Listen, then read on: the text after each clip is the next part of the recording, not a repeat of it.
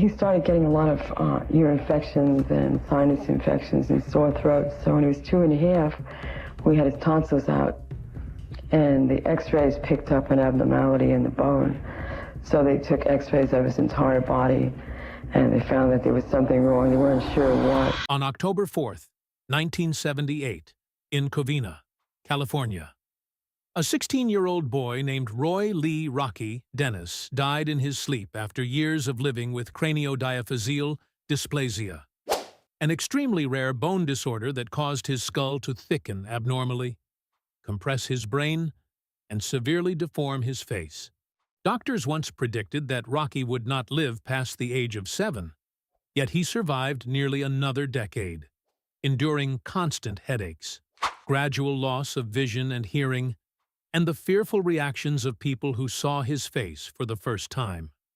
What made Rocky's story remarkable was that, despite a body filled with pain, he still tried to live like a normal teenager, attending school, performing well academically, and earning the respect and friendship of many classmates. After his death, Rocky's life inspired the 1985 film Mask, but the reality of his life was far harsher than what audiences ever saw on screen. Family background and Rocky's birth. Roy Lee Rocky Dennis was born on December 4, 1961, into a family that was already complicated long before doctors discovered his illness. His mother, Florence Rusty Tullis, grew up in Brooklyn, New York City, and developed a reputation for living a rough, rebellious life. She rode motorcycles, associated with bikers, and was connected to a group known as the Turks. Rusty struggled with drug use during parts of her life, and her relationships were often unstable. Rocky's father, Roy Dennis, was Rusty's second husband. The marriage did not last long. By the time Rocky was still very young, the relationship had already fallen apart. Leaving Rusty to raise her children largely on her own, Rocky also had an older half-brother, Joshua Mason, from Rusty's previous relationship. The boys grew up together as Rusty tried to build a new life in Glendora, California, a quiet suburb east of Los Angeles. Despite the instability in Rusty's personal life, the household was filled with a constant presence of biker friends who often treated the children like extended family. When Rocky was born, nothing about his appearance suggested the tragedy that would later define his life. He looked like a healthy baby. Rusty gave him the nickname Rocky because he would only fall asleep when someone rocked him in their arms. During his first years, Rocky experienced frequent ear infections and sinus problems. Doctors initially treated them as common childhood illnesses. Nothing in those early symptoms suggested a serious underlying disorder. The real problem remained hidden. Only a few years later would doctors discover that Rocky was living with Craniodiaphyseal Dysplasia, an extremely rare bone disease that causes abnormal calcium buildup in the skull. The condition is so uncommon that by 1965, medical literature had recorded only 6 known cases worldwide, with an estimated occurrence of roughly 1 in 220 million people. This meant Rocky was not only sick, he was one of the rarest medical cases doctors had ever encountered. The instability of Rocky's family life made the situation even more difficult. Rusty struggled with addiction and unstable relationships, and the boys grew up in an unconventional environment surrounded by bikers and friends who came and went. Yet that same environment also created an unusual support system. Many of Rusty's biker friends treated Rocky with loyalty and affection, refusing to judge him by his appearance. From the very beginning, Rocky's life existed between two extremes: a chaotic family environment on one side and an unexpected network of loyalty and protection on the other. At that point, however, no one yet understood how severe the real tragedy would become. Rocky still looked like a normal child, and the disease that would eventually reshape his face and shorten his life was still silently developing inside his skull. Diagnosis and the prediction of an early death. The first clear sign that something was seriously wrong appeared when Roy Lee Rocky Dennis was about 2 years old. At the time, doctors planned a routine surgery to remove his tonsils after a series of recurring infections. During the procedure, doctors ordered an X-ray of his head. The image immediately showed an abnormal structure in his skull. Concerned by what they saw, physicians referred Rocky to UCLA Medical Center for further evaluation. Over the next year, Rocky underwent repeated examinations and scans. Specialists studied the unusual growth patterns in his skull and compared them with rare cases recorded in medical literature. Eventually, doctors delivered a diagnosis that few families had ever heard before: craniodiaphyseal dysplasia. This condition causes excessive calcium to accumulate in the bones of the skull.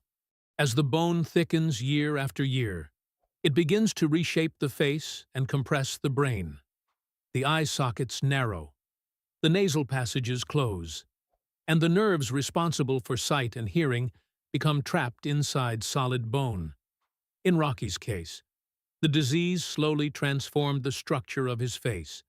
His forehead grew larger, his nose flattened as surrounding bone expanded. The distance between his eyes widened. Doctors explained that the skull would continue thickening as he grew.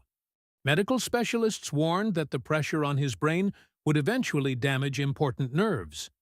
They predicted that Rocky would gradually lose his vision and hearing.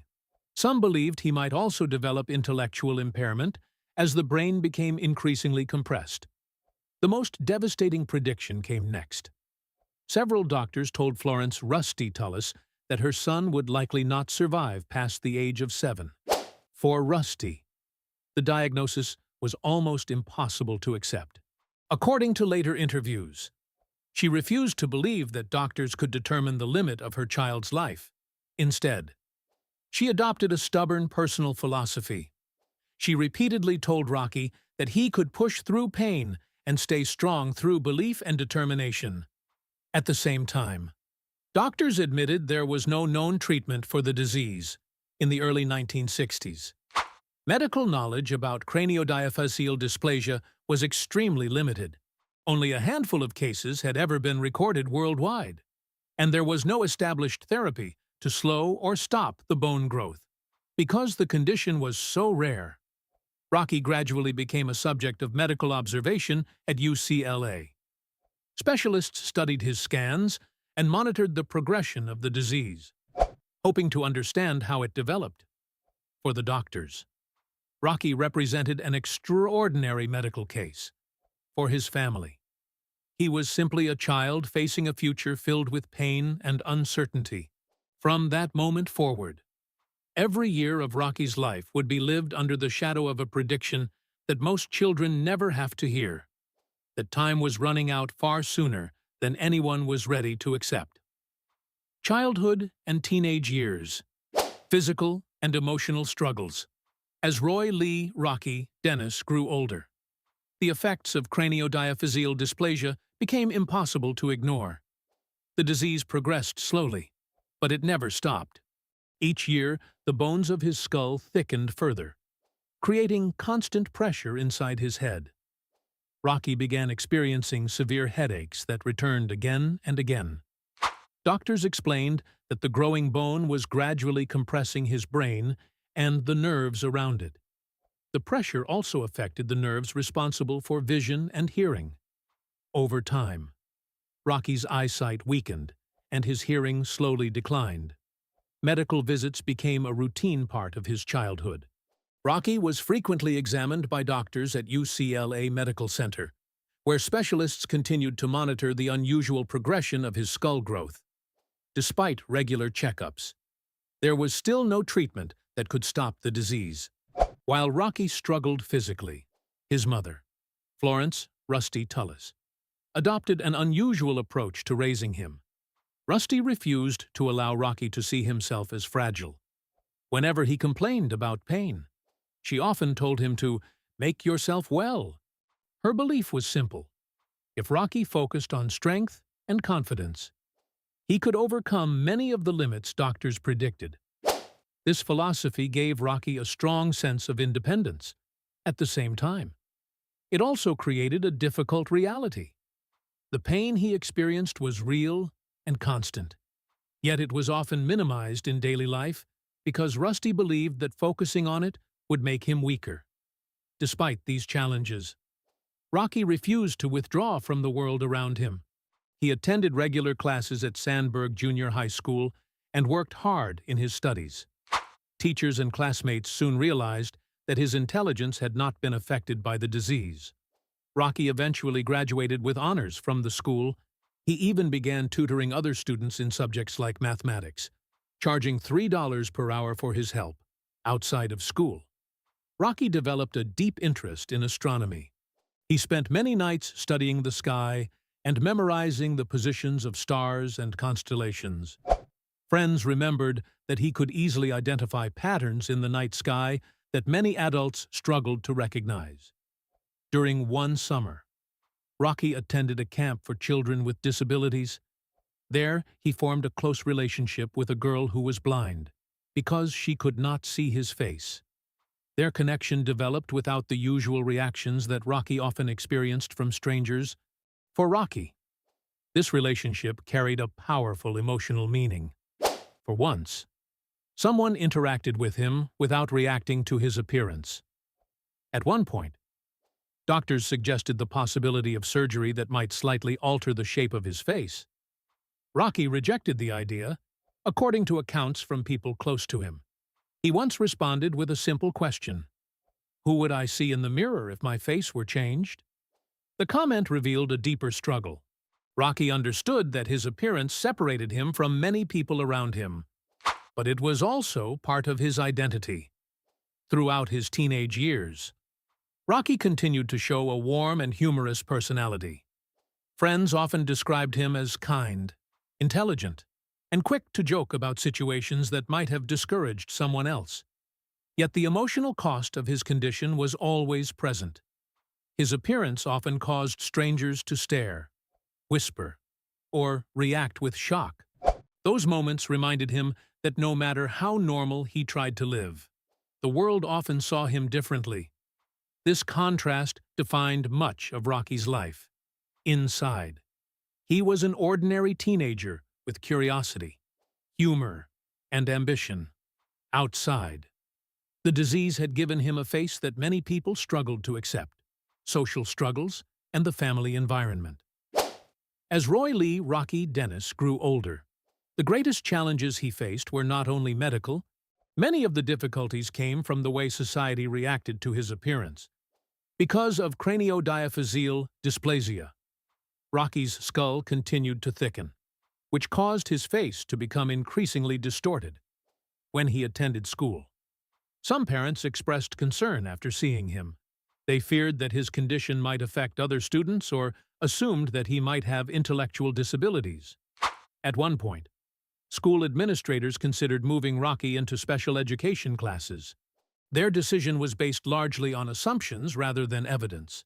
Rocky's mother, Florence "Rusty" Tullis, strongly opposed the idea.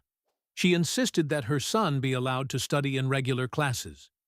Teachers eventually discovered that Rocky's intelligence was normal and, in many cases, above average. He followed the same academic curriculum as other students and later graduated with honors from Sandburg Junior High School. His performance forced many people to reconsider their initial assumptions.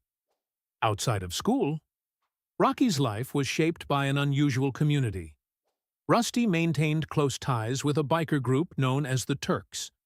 Many members of the group spent time around the family home. Their lifestyle was rough and unconventional, but several of them treated Rocky with deep loyalty. For Rocky, these bikers became a kind of extended family. Unlike many strangers, they did not react to his appearance with fear or curiosity. They accepted him immediately and often protected him from ridicule or harassment. One of the most important figures in Rocky's life during this period was Bernie Tullis, Rusty's longtime partner. Bernie became a steady presence in the household and often acted as a father figure to Rocky. He helped support the family and remained closely involved in Rocky's daily life. Despite this support network, the family environment was far from stable. Rusty continued to struggle with substance abuse and an unpredictable lifestyle. There were periods when she was absent or overwhelmed by personal problems. These issues added another layer of difficulty to Rocky's already fragile situation.